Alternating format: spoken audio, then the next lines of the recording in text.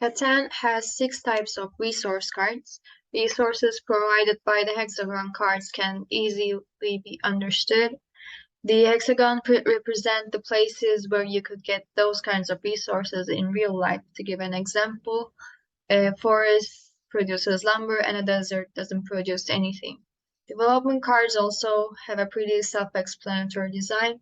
By playing the game, you can build cities, settlements, and roads. Roads are simple rectangular prisms, settlements are symbolized by houses, and cities are symbolized by churches.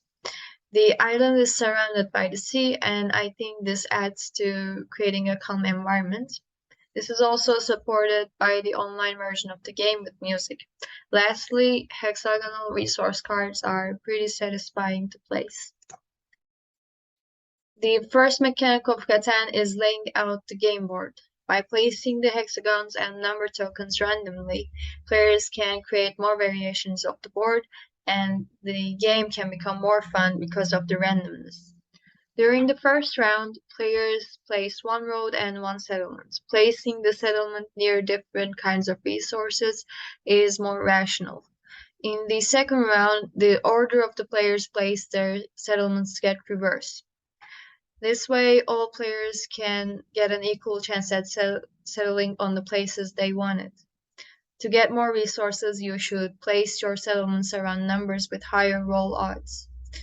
6, 7, and 8 are the most likely rolls, but if a 7 is rolled, it means the player must play the thief. When a player rolls 7, they have to change the thief's place and gets half of the resource cards of other players if they have more than 7 resource cards. The thief blocks the hexagon producing any resources.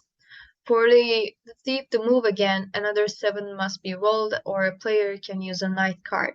Aside from rolling the dice and getting resources from their lands, players can also trade with each other. This way you can get resources you need for building or buying development cards, but you are at the other player's mercy. Another way to trade is by using the sea. This comes with a 4-to-1 ratio.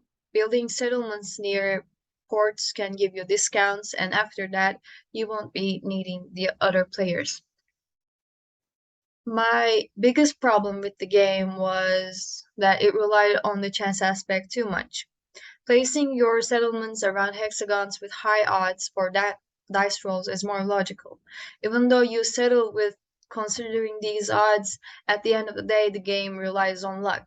This causes the player not to get the resources they need, and it keeps them from carrying on with the game. Being behind from other players and not being a part of the game can be really frustrating. And Catan could have had a mechanic for the players who fell behind, and they could have felt more included. The story of the game was inspired by Viking tales. It was modeled after the Vikings' journey to Iceland and the kinds of resources they could have needed. While playing the game, players can create their own stories. It depends on how you play with your resources and decide who to trade with, etc. Creating the story of the game is up to the player's imagination and their role-playing skills.